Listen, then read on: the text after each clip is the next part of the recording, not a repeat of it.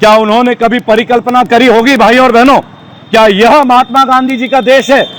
गांधी जी ने कहा था जिस देश में नौजवानों को अवसर ना मिले वो देश आतंक का गढ़ बन जाता है। आज employment is eight the rate of 0। बेटी का अंतिम संस्कार का भी अधिकार नहीं है। हम लड़ रहे एक महामारी से और हम लड़ रहे सरकार की नाकामी से। यह सरकार पूरी तरह से नाकाम हुई है। BJP failures at the rate कोविड-19। प्याज 60 रुपए किलो, आलू 40 रुपए किलो से नीचे नहीं उतरता, किसानों को उनका रेट नहीं मिलता। आखिर ये रेट किनके लिए है? आप अपराधियों को तो फांसी दे नहीं सकते, अपितु आप इस देश की बेटियों को रस्सी दे दी ताकि वो खुद आत्महत्या कर ले, क्योंकि आपके बस में नहीं है। यहां रोज निर्भया कांड हो रहा है। जय हिंद, जय भारत। मैं रेबल सदानंद पति। आज दलित प्रेरणा स्थल जो आप मेरे पीछे देख सकते हैं भाइयों और बहनों, दलित प्रेरणा स्थल, यहां से आज आप लोगों के बीच मुखातिब होऊंगा। भारत की तस्वीर आप सबको पता है, भारत के हालात वो आप लोगों को पता है। आज गांधी जयंती के दिन पे, चूंकि पूरा भारत इसे एक त्योहार और हर्षोल्लास की तरह मनाता है, लेकिन मुझे लगता है कि शायद ये उल्लास या त्योहार का समय नहीं है। आज मैं रेबल सदानंद पति आप लोगों के बीच आप लोगों की समस्याएं, मेरी समस्याएं, हमारे भारत की समस्याएं लेके आपके बीच में हूं। और केवल समस्या नहीं, मैं बताना चाहूंगा भाई और बहनों कि जो हम लोगों के अंदर ये इतनी बड़ी एक बलपूर्वक हम पे नीतियां थोपी जा रही है, तो क्या महात्मा गांधी अगर आज जीवित होते, क्या उन्होंने कभी परिकल्पना करी होगी भाई और बहनों? क्या यह महात्मा गांधी जी का देश है? क्या इस देश के लिए, आजादी के लिए महात्मा गांधी लड़े थे? भाई और बहनों, क्या सपने में भी महात्मा गांधी ये सोच सकते थे कि जिस भारत की नींव उन्होंने डाला था, क्या आज भारत उस नींव पे चल रहा है? क्या भारत की वो स्थिति है? भाई और बहनों, इस केंद्र की सरकार ने, इस बीजेपी की सरकार ने शायद किसी के लिए कोई पक्ष नहीं छोड़ा है।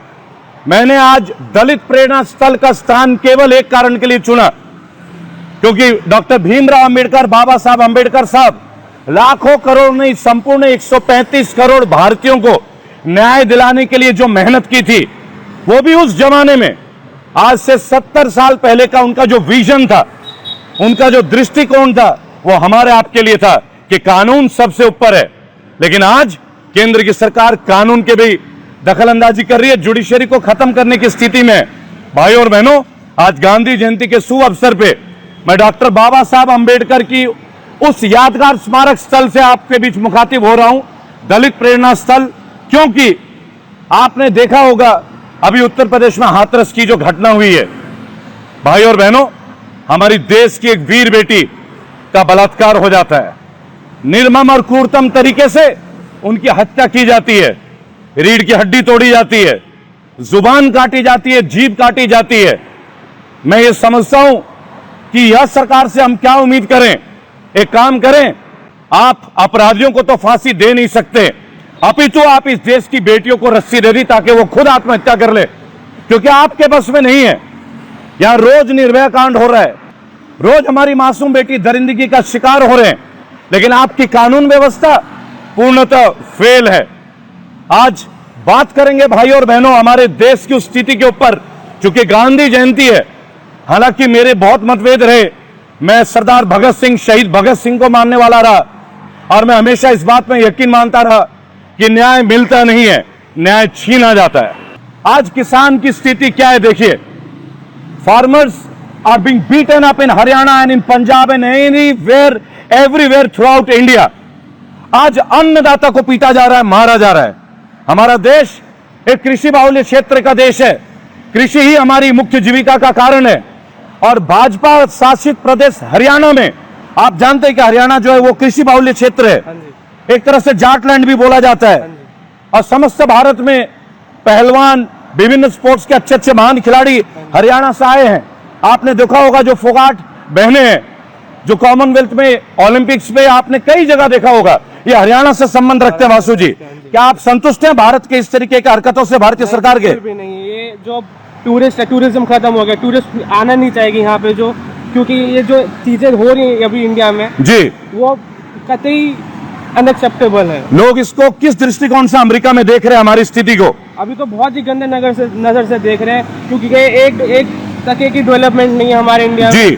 यूथ को ग्रेजुएट होने के बाद जॉब्स नहीं मिल रही हैं, व्यापारी वर्ग परेशान है, स्मॉल बिजनेसमैन परेशान है। जब से लॉकडाउन हुआ है कोई बिजनेस बचा नहीं, जिम ओनर्स रो रहे हैं, इंस्टीट्यूशन ओनर्स रो रहे हैं, स्कूल रो रहे हैं जी। अभी कौन खुश है इस समय? भाई और बहनों, मैं बताना चाहूंगा आपको कि आज का जो हमारा मुद्दा है, रेबल सदानंद पति फाउंडेशन में किसानों की जो दुर्दशा है, आज फार्म ऑर्डिनेंस पास कर दिया गया है, फार्म ऑर्डिनेंस 2020, जिसमें किसानों की मंडी का निजीकरण किया जा रहा है और प्राइवेट कंपनी सरकार अदानी और अंबानी के लिए पूरी तरह से नियोजित तरीके से काम कर रही है। इन्होंने रूल निकाला है कि प्राइवेट मंडी जो है वो अदानी जी और अंबानी जी कर सकते हैं। भाई और बहनों, ये हमारे किसानों की दयनीय स्थिति है। मैं आपको बताना चाहूंगा भाई और बहनों कि हम कोरोना काल की वैश्विक बीमारी से जुड़ रहे हैं, हम लड़ रहे एक महामारी से और हम लड़ रहे हैं सरकार की नाकामी से। यह सरकार पूरी तरह से नाकाम हुई है। BJP failures at the rate कोविड-19 एक प्रोपेगेंडा के तहत इन कमल छापों ने हमें बेरोजगार किया। इन्होंने बोला कोविड-19 में मास्क पहने, लेकिन उस मास्क के लिए भी अगर आप बगैर मास्क के चलते तो 1000 रुपए का चालान है। मैंने अपने वीडियो में पहले भी यह बात कही थी कि 1000 रुपए के चालान के बदले आप 100 रुपए का चालान कर उसमें 2 मास्क पब्लिक को दें, डंडे ना बरसाएं। लेकिन इस सरकार ने हर जगह डंडे बरसाए। भाई और बहनों, चलिए आज बात करेंगे जीडीपी की। मोदी सरकार ने कहा था अच्छे दिन आएंगे, आज जीडीपी हाशिए पे है भाई और बहनों, -23.9%। यह बीजेपी का कार्यकाल है भाई और बहनों, -23.9%। आखिर ऐसा क्यों हुआ, मैं आज आपको शेयर करूंगा। हमारे देश के महान अर्थशास्त्री professor Amartya Sen, doctor Amartya Sen, Nobel prize से पुरस्कृत, awarded with Nobel prize for economics. हमारी भारतीय सरकार अमर्त्य सेन की बातों को नहीं मानती है, उनके सुझावों का पालन नहीं करती है। आज बांग्लादेश ने प्रोफेसर अमर्त्य सेन के पालन करते हुए भाई और बहनों आज उनकी जो जीडीपी हमसे ऊंची दर पे चला गया है। हमारे देश के अर्थशास्त्री प्रोफेसर अमर्त्य सेन, उनके संदेशों को मानते हुए आज बांग्लादेश की जीडीपी जो है भाई और बहनों वो हमसे ऊपर है और -23.9% पे है। ये है मोदी जी के अच्छे दिन। भाई और बहनों, केवल जुमलों से सरकार नहीं चलती। मैंने तो एक बात बोला, जिस तरीके से हमारे बहन बेटियों के साथ अत्याचार हो रहा है, हर 2 मिनट में एक बलात्कार हो रहा है। और उत्तर प्रदेश, जहां से मैं आज बोल रहा हूं, यहां के मुख्यमंत्री योगी आदित्यनाथ जी पूर्णतः फेल हुए हैं। कहीं सुशासन नहीं है, पत्रकारों की हत्या, आम नागरिकों की हत्या, अपहरण, और अब तो हद हो गई है जब बलात्कार के साथ साथ निर्मम हत्याएं की जा रही है और पुलिस वाले बलात्कार पीड़िता का अंतिम संस्कार कर रहे हैं बगैर उनके माता पिता के अनुमति से। क्या हमें अपने बेटी का अंतिम संस्कार का भी अधिकार नहीं है? इसलिए मैं कहता हूं, अगर आप इस बात को सुन सके कि तुम रेत के टीलों के सरदार हो भाजपा वालों, तुम कोई फौलाद नहीं, तुम बेटी की दर्द को क्या जानोगे, तुम्हारी कोई औलाद नहीं। जब तुम्हारी औलाद होगी तब तुम इस दर्द को महसूस करोगे। लेकिन आज बात करेंगे हमारे देश की उस स्थिति के ऊपर, गांधी जयंती के ऊपर। क्या गांधी जी ने कभी सोचा था? हर मोर्चे पे फेल होने वाली भाजपा सरकार आज सब्जियों के रेट सोने के बराबर हैं। Vegetables is equals to the rate of gold. टमाटर 80 रुपए किलो, प्याज 60 रुपए किलो, आलू 40 रुपए किलो से नीचे नहीं उतरता। किसानों को उनका रेट नहीं मिलता। आखिर ये रेट किनके लिए है? ये उनके लिए है जो इनका गोडाउन में स्टॉक करते हैं। सरकार के ही लोग इन्वॉल्व हैं, लेकिन इनके ऊपर कोई कानूनन कार्रवाई भाई और बहनों नहीं होती है। चलिए बात करेंगे आज विद्यार्थियों के ऊपर, करोड़ों माता पिता के ऊपर जिनकी नौकरियां छूट गई कोविड-19 के दौरान। इस दलित प्रेरणा स्थल में जहां मुझे प्रेरणा मिलती है, लाखों करोड़ों लोगों को प्रेरणा मिलती है, वो इसलिए कि एक आम आदमी भी कुछ बन सकता है। डॉक्टर बाबा भीमराव अंबेडकर साहब, हमारे बाबा साहब, हमारे आधुनिक संविधान के रचयिता, उन्होंने कहा था कि व्यक्ति संभवतः खुद अपने कदमों पे खड़ा हो सकता है, उसे किसी बैकअप की जरूरत नहीं। लेकिन आज शिक्षा के साथ क्या हो रहा है? स्कूल बंद है, मनमानी तरीके से फीस मांगी जा रही है। वैसे मोदी जी को फुटेज लेने की बहुत शौक है, मोर के साथ फोटो चाहिए, पॉलिथीन के साथ फोटो चाहिए। लेकिन ये जो स्कूल वाले मनमानी करते हैं, ट्यूशन फीस के अलावा सारे फीस ले रहे हैं, लैब फीस, जबकि क्लासेस होती नहीं है। Central government silent, on school fees. लाखों करोड़ों अभिभावक आज दुखी हैं भाई और बहनों, परेशान हैं। लेकिन मोदी जी या योगी आदित्यनाथ जी या बीजेपी शासित तमाम जो राज्य हैं, आज तक इन्होंने अपने मुंह से एक बार भी नहीं बोला कि नहीं स्कूलों की फीस कम करी जाए। लेकिन बंगाल में ममता बनर्जी ने कहा है कि 30% कम किया जाए, मनमानी तरीके से स्कूल फीस ना ली जाए। लेकिन हमारे शिक्षा मंत्री रमेश पोखरियाल निशंक जी चुप बैठे। गौर से देखिए, central government silence on school matters. कितने मुद्दे उठाएंगे हम, लेकिन आज हम सड़कों में हैं। आज बात करेंगे उत्तर प्रदेश की, जिसे बोला गया कि न्यायपालिका का प्रदेश है, सुशासन का प्रदेश है, अपराधी यहां खौफ खाते हैं। गलत। उत्तर प्रदेश अब रेप प्रदेश के नाम से जाना जा रहा है भाई और बहनों। उत्तर प्रदेश अब रेप प्रदेश यानी बलात्कार का प्रदेश। अभी कुछ दिन पहले सुल्तानपुर, उससे पहले गाजीपुर और अब हाथरस की बीभत्स घटना।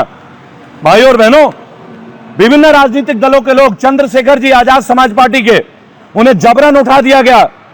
राहुल गांधी को कल पीटा गया। वो क्या कर रहे थे? वो उस परिवार से मिलने जा रहे थे। क्या हमारा अधिकार नहीं है?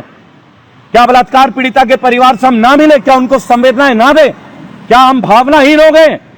इस केंद्र की सरकार ने और उत्तर प्रदेश की सरकार ने, इन्होंने उस लड़की का शव का अंतिम संस्कार कर दिया बगैर उनके माता पिता की अनुमति में। Uttar Pradesh is equals to rape प्रदेश।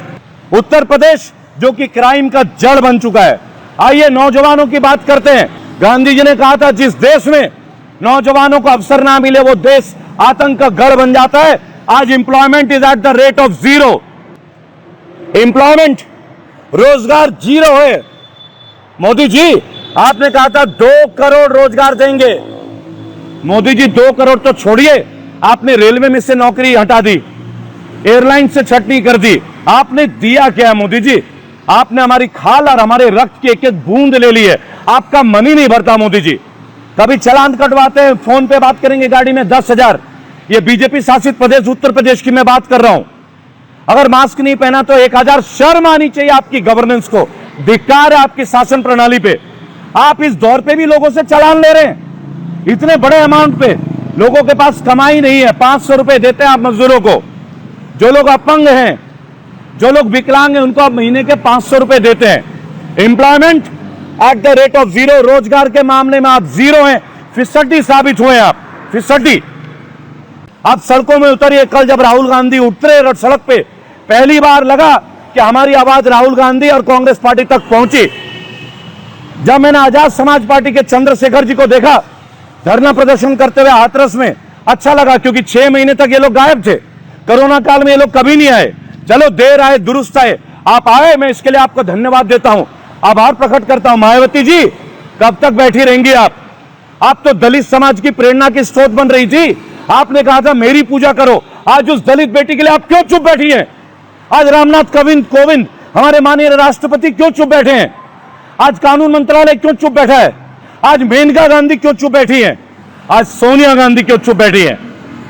आज जितने भी ये SC ST एक्ट के जो चेयरपर्सन है, आज मानव अधिकार आयोग क्यों चुप बैठा है? ये सब आज सुप्रीम कोर्ट क्यों चुप बैठा है? घर से बाहर निकलिए, आइए इस जंग के लिए, आइए लड़े हम इस जंग में। हमें ये जंग लड़ना पड़ेगा। मेरे भाइयों, 19 बार मैं डिटेन हो चुका हूं विभिन्न पुलिस थानों में। मैं रुका नहीं, मैं डटा नहीं, मैं डटा रहूंगा, मैं झुकूंगा नहीं। भाई और बहनों, अगर हम और आप मिलके इस इनकलाब को सड़कों पे ले आए, जो इनकलाब अब शुरू हो चुका है। आज कातिलों को सजा नहीं है, अपराधियों में खौफ नहीं है, लेकिन जो लोग निर्दोष हैं उन्हें डंडे से पीटा जा रहा है। आज कोई अपनी बात कहता है तो उन्हें UAPA का एक्ट लगा के, अनलॉफुल एक्टिविटीज प्रिवेंशन एक्ट के तहत हम जैसे एक्टिविस्टों को जेल में डाला जा रहा है। मैं चैलेंज करता हूं, आप मुझे जेल में डाल के दिखाओ। चैलेंज, ऑफिशियली मैं चैलेंज करता हूं बीजेपी गवर्नेंस को। कानून की पढ़ाई हमने भी की है, हम जानते हैं भारतीय संविधान को। आज मैं दलित प्रेरणा स्थल से बाबा भीमराव अंबेडकर साहब का अनुयायी हूं और मैं गर्व से कहता हूं कि मैं उनको अपना मानता हूं और समस्त देश मानता है। गांधी जी की इस पवित्र धरती में जब लोगों ने कहा था गुजरात से हमारे प्रधानमंत्री आते हैं, आपने गुजरात का एक भी अच्छा मॉडल हमें नहीं दिखाया। अगर आपका ये गुजरात मॉडल है, आप इसे वापस गुजरात ले जाएं, हम अपने देश को अपने तरीके से ले चलेंगे। भाई और बहनों, आज इनके मर्जी से अनलॉक किया जा रहा है, लॉकडाउन किया जा रहा है। व्यापारी वर्ग हाशिए में है। आज कोचिंग इंस्टीट्यूट वाले बर्बाद के कगार पे हैं, ब्यूटी पार्लर वाले बर्बादी के कगार पे हैं, टूरिज्म इंडस्ट्री बर्बादी के कगार पे। इन्हें एक पैसे का बैकअप पैकेज नहीं मिला, कोई रिलीफ नहीं मिली। निर्मला जी के बड़े बड़े भाषण, आज कहां अनुराग ठाकुर? रिपोर्ट तो अब ऐसी भी आ रही कि मोदी जी और अमित शाह में अनबन हो गई है। आज हर न्यूज चैनल पे दीपिका पादुकोण, कंगना रनौत, इस कंगना रनौत को क्या जरूरत थी सिक्योरिटी देने की? हमारी इस बहन को क्यों नहीं दिया आपने, जो हाथरस में हमारी बहन शहीद हुआ? मैं इस वीडियो के माध्यम से सरकार से यह मांग करता हूं कि उनके परिवार को सरकारी नौकरी दी जाए और 1 करोड़ रुपए का मुआवजा दिया जाए। भाई और बहनों, उनके परिवार को इस भयमुक्त समाज से भयमुक्त किया जाए और जो दरिंदे इसके लिए जिम्मेदार है, जल्द से जल्द उन्हें फांसी की सजा दिया जाए। नहीं तो वो दिन दूर नहीं जब मेरे जैसे लाखों करोड़ों रेबल सड़क पर उतरेंगे और इन कातिलों की हत्या हम सड़कों में करेंगे। अगर आप न्यायपालिका में इतने देर करोगे, हम अपनी बहन बेटी के साथ नाइंसाफी नहीं होने देंगे। जय हिंद, जय भारत।